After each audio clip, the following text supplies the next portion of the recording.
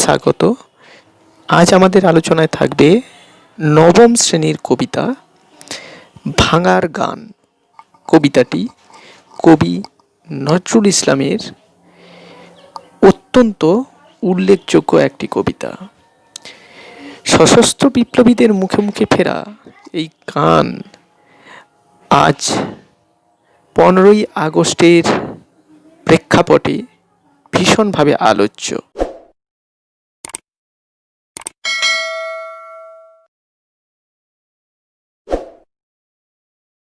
রচয়িতা কাজী নজরুল ইসলাম সম্পর্কে প্রথমে জেনে নেব। নজরুল ইসলাম রবীন্দ্র উত্তর বাংলা কাব্যধারার সৃজন বাণীর উদ্গাতা পুরুষ। একদিকে বাংলাদেশের জাতীয় কবি, অন্যদিকে বিদ্রোহী কবি নজরুল মূলত কল্লোল যুগের ধারাকে শানিত করে বাংলা কাব্যজগৎকে নতুন পথ দেখান। 1922 থেকে 1930 খ্রিস্টাব্দের মধ্যে তার অধিকাংশ কাব্যগুলি প্রকাশিত হয়, যেখানে তিনি কখনো বিদ্রোহী, কখনো সাম্যবাদী, কখনো সর্বহারাদের প্রতিভু। ক্ষুধাতুর শিশু চায় না স্বরাজ, মোরা এক বৃন্তে দুটি কুসুম হিন্দু মুসলমান, ভোর হলো দোর খোলো ইত্যাদি বিভিন্নভাবে তার কবিতা আমাদের সামনে ধরা দিয়েছে। আবার কখনো শিউলিতলায় ভোরবেলায় কিংবা দূর দ্বীপবাসিনীর সুরের দোলায় আমাদের তিনি এক মায়াময় জগতে ভাসিয়ে নিয়ে যান। তিনি এমনই একজন কবি যিনি বুকে নীলকণ্ঠের যন্ত্রণা নিয়েও পাঠককে সমাজের নিখাদ সত্য এবং আবেগ বুঝতে সাহায্য করেন তার কবিতার মাধ্যমে। সমকালীন জাতীয় কংগ্রেসের আন্দোলন যখন সাম্রাজ্যবাদী শোষণ এবং শাসন মুক্তির প্রচেষ্টা চালাচ্ছে, অন্যদিকে বঞ্চিত শ্রমজীবী জনসাধারণ যখন অর্থনৈতিক ও সামাজিক নিপীড়ন মুক্তির প্রয়াসে মশগুল, এই দুই আপসীন সংগ্রামে নজরুলের কবিতা মুখর, আবেগ ও উত্তাপের উন্মাদনায় পূর্ণ। উচ্চগ্রামের সেই কবিতা তাই বিদ্রোহী। বাস্তবের মাটিতে দাঁড়িয়ে প্রত্যক্ষ সংগ্রামকারী মহৎ চিন্তাধারা তার কবিতাগুলোকে তাই করে তোলে বর্তমানের কবি আমি, ভাই ভবিষ্যতের নই নবী। বলা চলে সমাজ সংস্কারের উত্তেজনার আগুনে তিনি নিজে পুড়েননি। শোষণ নিপীড়নের বিরুদ্ধে তীব্র আবেগ উত্তেজনায় যে বিদ্রোহ বিপ্লবের আঁচ তিনি পাঠক মনে জ্বালিয়ে দেন, তাতে তার কবিতা হয়ে ওঠে অন্য স্বাদের, অন্য জাতের পাঠক সমাজে। তাই তিনি বিদ্রোহী কবি। শুধু ভাঙন আর উল্লাস নয়, আপাত বর্জিত আরবি ফার্সি শব্দ কিংবা হিন্দু পুরাণাদির সঙ্গে সঙ্গে ইসলামী কিংবদন্তির মেলবন্ধন আর গীতিমাধুর্য তাঁর কবিতা ও সৃষ্টি জগৎকে শুধু অসাম্প্রদায়িক করে তোলেনি, শিক্ষিতের উচ্চ মঞ্চ থেকে সাধারণের অঙ্গনে বাংলা কবিতার আসরকে প্রসারিত করেছে। এখানেই কবি হিসেবে নজরুলের সবচেয়ে বড় সাফল্য। গদ্য সাহিত্যে রবীন্দ্রধারা থেকে শরৎচন্দ্র যেভাবে সাধারণ পাঠকের হাতে গদ্যকে তুলে দিয়েছিলেন, কবিতার জগতে ঠিক একই কাজটি করেছেন নজরুল ইসলাম। তাই সম্ভবত কবি সমালোচক বুদ্ধদেব বসু বলেছেন, রবীন্দ্রনাথের পর নজরুলই প্রথম মৌলিক কবি। এই নজরুল ইসলাম তার লেখা ভাঙার গান কবিতাটি আমরা আজ বোঝবার চেষ্টা করব। কবি পরিচিতি অংশে চলে যাব। কাজী নজরুল ইসলাম 1899 সালে জন্ম, 1976 প্রয়াণ। যদিও তার সাহিত্য রচনার সময় খুব অল্প, প্রায় 22-23 বছর। কাজী নজরুল ইসলাম বর্ধমান জেলার জুরুলিয়া গ্রামে জন্মগ্রহণ করেন। পিতার নাম কাজী ফকির আহমেদ। 1326 বঙ্গাব্দে বঙ্গীয় মুসলমান সাহিত্য নামক পত্রিকায় তার প্রথম কবিতা মুক্তি প্রকাশিত হয়। ছোট প্রশ্ন আসতে পারে, নজরুল ইসলামের প্রথম কবিতা কোনটি, কোন পত্রিকায় প্রকাশিত হয়? উত্তর 1326 বঙ্গাব্দে বঙ্গীয় মুসলিম সাহিত্য পত্রিকায় প্রকাশিত মুক্তি তাঁর লেখা প্রথম কবিতা। 1921 খ্রিস্টাব্দে বিজলি পত্রিকায় বিদ্রোহী কবিতা প্রকাশিত হওয়ার সঙ্গে সঙ্গে সমগ্র বাংলায় আলোড়ন সৃষ্টি হয়। কবি তাঁর কবিতায় কেবল ইংরেজ শাসনের প্রতিবাদ নয়, সমস্ত অন্যায়, অবিচার ও কুসংস্কারের বিরুদ্ধে প্রতিবাদ করেছেন। তাঁর রচিত বইগুলো হলো অগ্নিবীণা, বিষের বাঁশি, সাম্যবাদী, সর্পহারা, ফণিমনসা, প্রলয় শিখা ইত্যাদি। তো আমরা দেখলাম এখানে তার প্রথম কবিতা মুক্তি আর তার শ্রেষ্ঠ কবিতার বিদ্রোহী, যেটি নজরুলের প্রথম দিকে প্রকাশিত কবিতা। প্রথম কবিতায় সব কবিকেই নড়বড়ে দেখায়, কিন্তু নজরুল তার এই বিদ্রোহী কবিতার মাধ্যমেই পাঠক সমাজের মধ্যে স্থানটি পাকা করে নেয়। সেদিক থেকে দেখতে গেলে তিনি সত্যি অনন্য। নজরুলের সৃষ্টি সম্ভার সম্পর্কে যদি আমরা কথা বলি, তাহলে মাত্র 23 বছরের সাহিত্য জীবনে তিনি 22টি কাব্যগ্রন্থ, 3টি উপন্যাস, 5টি প্রবন্ধ গ্রন্থ, 2টি কিশোর নাটিকা ও 16টি সঙ্গীত গ্রন্থ সৃষ্টি করেন, যাতে সহস্রাধিক সঙ্গীত রয়েছে। এবার আসি আমাদের এই কবিতার উৎস। ভাঙার গান কবিতাটি কবি কাজী নজরুল ইসলামের ভাঙার গান কাব্যগ্রন্থ থেকে সংকলিত হয়েছে। ভাঙার গানের প্রথম সংস্করণ 1924 খ্রিস্টাব্দে প্রকাশ পেলেও ব্রিটিশ সরকার কর্তৃক বাজেয়াপ্ত হয়। ফলে এই গানটি বিপ্লবীদের মুখে মুখে ফিরতে থাকে এবং আজকেও একটি সুপ্রসিদ্ধ গান হিসেবে এটি আমাদের জাতীয় বোধকে উদ্দীপ্ত করে। সেই ভাঙার গান কবিতা এর প্রেক্ষাপট হিসেবে কিছু কথা না উল্লেখ করলেই নয়।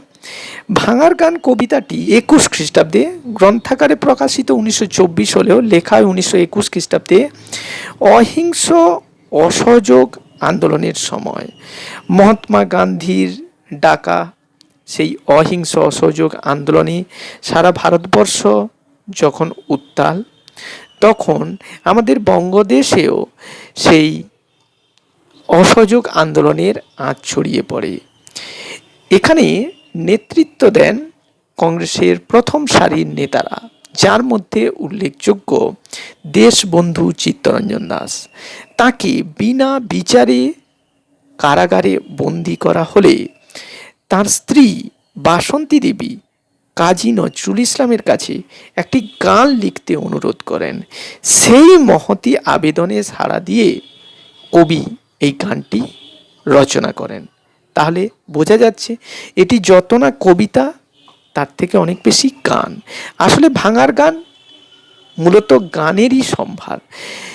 গান আর কবিতার মধ্যে ফারাকটি কোথায়? তাহলে গান কবিতারই একটি বিশেষ রূপ, যেখানে সুর দেওয়া থাকে। তাই এটিকে আমরা যেমন কবিতা হিসেবে পড়ব, তেমনি গান হিসেবেও দেখব। যাওয়া যাক কবিতার আসরে। ভাঙার গান, কাজী নজরুল ইসলাম। কারারই লৌহ কপাট, ভেঙে ফেল কর রে লোপাট, রক্ত জমাট শিকল পুজোর পাষাণ বেদি। কারার অর্থাৎ কারাগারের লৌহ কপাট, লোহার দরজা, যেটাকে ভেঙে ফেলতে বলা হয়েছে। শুধু ভেঙে ফেলা নয়, কররে লোপাট, কররে অর্থাৎ নির্দেশ দেওয়া হচ্ছে করে ফেল, কি না লোপাট অর্থাৎ নির্মূল করে ফেলতে হবে। ভাঙা শুধু নয়, নির্মূল করে ফেলতে হবে। রক্ত জমাট শিকল পুজোর পাষাণ বেদি, এই কারাগারের মধ্যে থাকা বিপ্লবীদের হাতে রক্ত জমাট বেঁধে আছে, কারণ তাদের হাতে রয়েছে শিকল। আর অন্যদিকে পুজোর পাষাণ বেদী, পাষাণ অর্থাৎ পাথর, যে বেদিকার উপরে এই কারাগারের থাকা মানুষজনদের শয়ন করতে হতো, সেই শিকল এবং পাষাণ বেদী। অন্যদিকে এই পাষাণ মূর্তিকেও আমরা হিন্দুরা পুজো করে থাকি। তাই যেখানে এই বিপ্লবীরা সময় কাটাচ্ছে সেটাকেই পুজোর পাষাণ বেদী বলে উল্লেখ করা হচ্ছে। ওরে ও তরুণ ঈশান, ঈশান কথার অর্থ হলো শিব। তা শিবের আগে তরুণ বিশেষণটা বসলো কেন? আসলে তরুণ বিশেষণটা আর কিছু নয়, তরুণ হলো সেই নবীন প্রজন্ম যারা সশস্ত্র বিপ্লবে অংশগ্রহণ করছে, তাদেরকে শিবের তকমা দেওয়া হচ্ছে, শিব অভিধা দেওয়া হচ্ছে, তাই তাকে বলা হচ্ছে তরুণ ঈশান। বাজাতোর প্রলয় বিষান, বিষান এক বাদ্যযন্ত্র যেটি মূলত রণবাদ্য হিসেবেই পরিচিত। প্রলয় অর্থাৎ ধ্বংসের সময় এই বাদ্য বাজানো হয় আর ওড়ানো হয় ধ্বংসের নিশান অর্থাৎ চিহ্ন। অর্থাৎ আমাদের হিন্দু পুরাণে মহাদেব শিবকে ধ্বংসের দেবতা বলে চিহ্নিত করা হয়েছে। সৃষ্টিকর্তা ব্রহ্মা, পালনকর্তা বিষ্ণু, সংহারকর্তা হচ্ছেন শিব। শিব তাই প্রলয়ের দেবতা। কবির কবিতায় বারবার এই শিবের প্রসঙ্গ তাই এসেছে। আসলে সামাজিক কোনো রকম অন্যায় অপকর্মকে মেনে নেওয়ার মতো মানসিকতা কবি নজরুল দেখাতে পারেননি। তাই তিনি এ সমাজের প্রলয় চেয়েছেন, প্রতিষ্ঠা করতে চেয়েছেন আবার নতুন সমাজের। তো যাই হোক, সেই তরুণ ঈশানকে আমন্ত্রণ জানানো হলো এবং বলা হলো তার প্রলয় বিষান বাজিয়ে ধ্বংসের পতাকা উড়িয়ে এই অবস্থার পরিবর্তন ঘটাতে। উড়ুক প্রাচীর প্রাচীর ভেদী, এখানে পয়রফলাকার জয় দীর্ঘই প্রাচী, প্রাচী কথার অর্থ হচ্ছে গিয়ে প্রাচ্য, অর্থাৎ এশিয়া মহাদেশকে বলা হয় প্রাচ্য, আর ইউরোপ আমেরিকা মহাদেশকে বলা হয় পাশ্চাত্য, কারণ এটি পৃথিবীর পূর্ব অংশে অবস্থিত বলে প্রাচ্য আর ওদিকটা পশ্চিম অংশে অবস্থিত বলে পাশ্চাত্য। তো উড়ুক প্রাচীর প্রাচীর ভেদী, অর্থাৎ এমন ধরনের ধ্বংস পতাকা ওড়াতে হবে যেটি প্রাচ্যের প্রাচীর ভেদ করে পাশ্চাত্য পর্যন্ত চলে যাবে। গাজনের বাজনা বাজা, গাজন চৈত্র মাসে অনুষ্ঠিত হওয়া হিন্দুদের এক বিশেষ উৎসব। চড়ক এবং গাজন প্রায় একত্রেই শব্দ দুটি উল্লেখ হয়ে থাকে। গর্জন শব্দ থেকে গাজন কথাটি এসছে বলে জানা যায়। একেবারে বৎসর শেষের এই মুহূর্তে গাজনের দামামায় নতুন বছরকে স্বাগত জানানোর একটা প্রক্রিয়া যেমন চলে, তেমনি অনেক ত্যাগ তিতিক্ষার পরিচয় দিয়ে গাজনের উৎসবকে মানুষের মনে অক্ষয় করে রাখারও ব্যবস্থা হয়। সেই গাজন অর্থাৎ প্রাচীনটি বছরের অন্তিম হয়ে যাওয়ার ঘোষণা এই গাজনের মধ্য দিয়ে হয়ে থাকে। তাই গাজনের বাজনা বাজানোর কথা কবি এখানে উল্লেখ করেছেন। কে মালিক কে সে রাজা, অর্থাৎ এখানে মালিক বা কে আর রাজাই বা কে, কে দেয় সাজা। যেহেতু মালিক অর্থাৎ শাসক হয়ে উঠেছে এখানে অনুপ্রবেশকারী ইংরেজ, আর রাজার হালে সে রাজ্য শাসন করছে, তাই তাদের সাজাকে কবি মানতে চাইছেন না। মুক্ত স্বাধীন সত্যকে রে, মুক্ত স্বাধীন সত্যকে সাজা দিচ্ছে। মুক্ত স্বাধীন সত্যটা কি না, মুক্ত স্বাধীন সত্য হলো মানুষের জন্মগত অধিকার স্বাধীনতা। সেই স্বাধীনতা হরণ করেছে এই অনুপ্রবেশকারী বণিক বেশি কুচক্রী ইংরেজরা। তাই তাদেরকে মালিক বা রাজা বলে মানতে পারা যায় না। সেই মুক্ত স্বাধীন সত্যের ব্যাঘাত ঘটানো মানুষগুলিকে দেখে কবির আজ হাসি পাচ্ছে। তাই কবি পরের লাইনে বলছেন, হা হা হা পায় যে হাসি, ভগবান পড়বে ফাঁসি। এদের দেখে হাসি পায়, তারা ভগবানকে ফাঁসি পড়াতে চাচ্ছে। ভগবানকে, ভগবান হলেন সৃষ্টিকর্তা, সেই সৃষ্টিকর্তাকে ফাঁসির হুকুম দেওয়া হচ্ছে, এটা তো বাস্তবে কখনোই সম্ভব নয়। ভগবান মৃত্যুঞ্জয়ী, সত্যদ্রষ্টা, সত্যের প্রথম প্রদর্শক, তাই ফাঁসি পড়ানোর যে চেষ্টা হোক না কেন সেটা বিফল হবে। তাই ভগবান পড়বে ফাঁসি বলে একটা প্রশ্ন চিহ্ন রেখে দিয়েছেন কবি। সর্বনাশী শিখায় এহীন সত্য কেড়ে। সর্বনাশী অর্থাৎ ইংরেজদের বিশেষণ হিসেবে বসেছে সর্বনাশী, শিখায় অর্থাৎ শিক্ষা দেয়, হীন তথ্য কেড়ে। এই হীন তথ্যটা কি না, স্রষ্টা যারা সৃষ্টি করতে চায় অর্থাৎ সেই তরুণ বিপ্লবীদের নাকি ফাঁসিতে ঝোলানো হবে। এই ঝুলিয়ে কি বিপ্লবকে শেষ করা যায়? এটা তাই হীন সত্য বলে কবির মনে হয়েছে। হীন সত্য কখনোই কার্যকরী হবে না। ওরেও পাগলা ভোলা, দেরে দে প্রলয় দোলা। ভোলা অর্থাৎ শিব, আগে আমরা পেয়েছি ঈশান শব্দটি, এবার আমরা পেলাম ভোলা শব্দটি, দুটোই শিবের অপর নাম। তাকে পাগলা বলা হয়েছে। শিব খানিকটা কি বলে, অর্থ উন্মাদ প্রকৃতিতে বিরাজ করেন, এটাই তার রূপ, তাই তাকে এখানে বলা হচ্ছে পাগলা ভোলা। তাকে বলা হচ্ছে দেরে দে প্রলয় দোলা।